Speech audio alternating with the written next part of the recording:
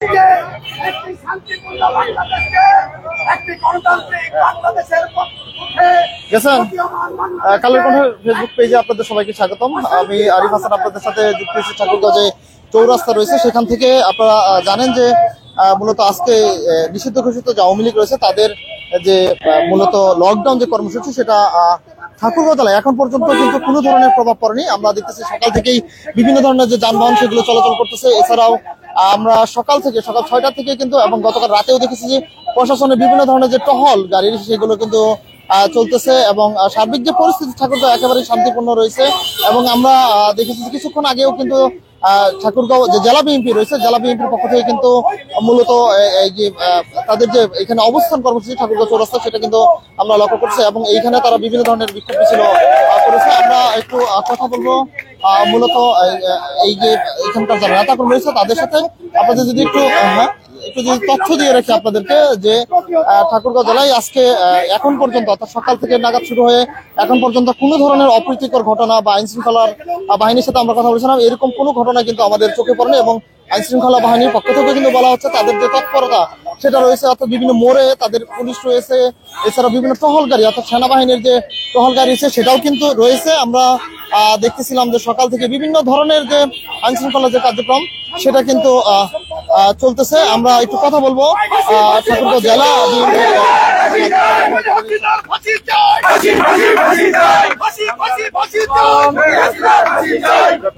সংগ্রামী ঠাকুরগাঁওবাসী, আসসালামু আলাইকুম। আপনারা এর মধ্যে জেনেছেন গত কয়েকদিন ধরে এই পলাতক শেখ হাসিনা তার কিছু এই দেশের এজেন্ট যারা ওই ভারতের দালালি করে তারা বাংলাদেশে একটি লকডাউন কর্মসূচি আজকে দিয়েছিল।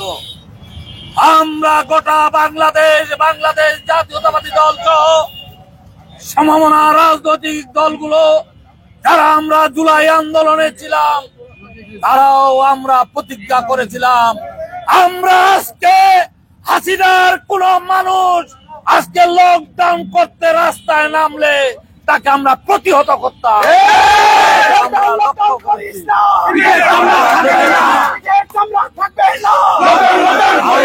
দেখেছি, আপনারাও দেখেছেন গোটা বাংলাদেশ আজকে শান্তি শৃঙ্খলা ভাবে চলছে।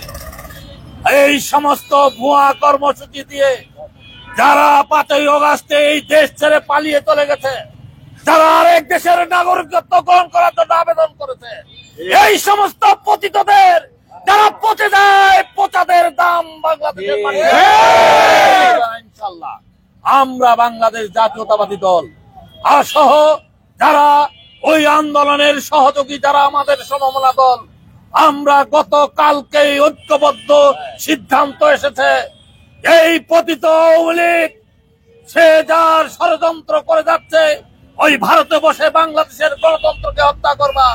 যারা গণতন্ত্র হত্যা করে 18, 24 এবং 14 নির্বাচন করে এই দেশের মানুষকে ভোটারবিহীন করে ফেলেছিল। আমরা যখন একটি গণতান্ত্রিক ব্যবস্থায় আমরা চলমান আগামী 26 ফেব্রুয়ারির নির্বাচন যখন ঘোষণা করবে তত্ত্বাবধায়ক সরকার ঠিক সেই মুহূর্তে এই নির্বাচনকে বানচাল করবার জন্য একটি গভীর ষড়যন্ত্র করা হচ্ছে। আমরা গণতন্ত্রে বিশ্বাসী দল, বিএনপি সব সময় গণতন্ত্র মোকাবেলা করেই ক্ষমতা গেছে।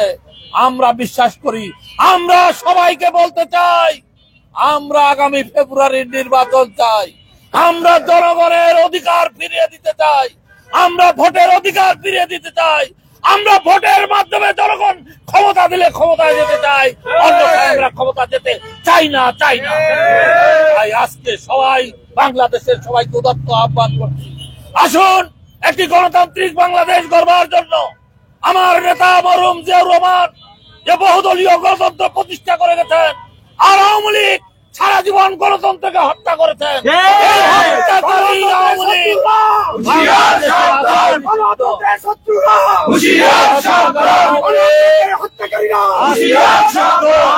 এই নিষিদ্ধ এই জঙ্গি সংগঠনকে বাংলার মাটিতে এদেশের মাটিতে বাংলাদেশ কোনদিন তাদেরকে ফিরতে দেবে না দেবে না দেবে না আশা ব্যক্ত করছি এবং সবাইকে ঠাকুরগাঁওর সাংবাদিক ভাইরা সহ সকল স্তরের মানুষকে সজাগ থাকার জন্য অনুরোধ করছি।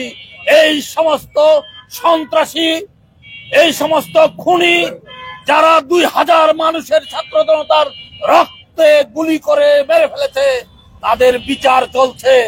আজকে তারিখ হয়েছে আগামী 17 তারিখ আমাদের মানবাধিকার যে ট্রাইব্যুনালের রায় হবে, সেদিন আমরা দাবি করছি শেখ হাসিনা সহ যারা সেদিন হত্যাকারী এদের যেন মৃত্যুদণ্ড দেওয়া হয়।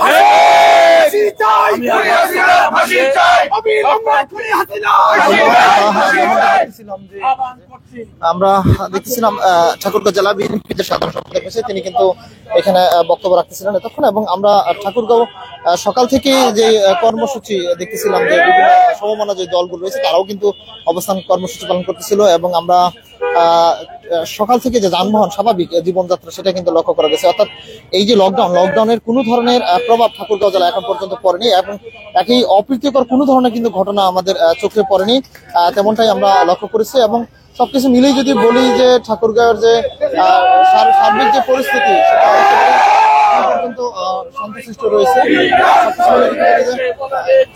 সব ঠিক রয়েছে। এবং আমরা একটু তথ্য রাখি যে আপনাদেরকে যে এখন পর্যন্ত চলছে, এবং আমরা দেখছি যে লকডাউনের প্রতিবাদে তাদের যে মেসেজ সেটা হচ্ছে। আরিফ হাসান, কালের কণ্ঠ।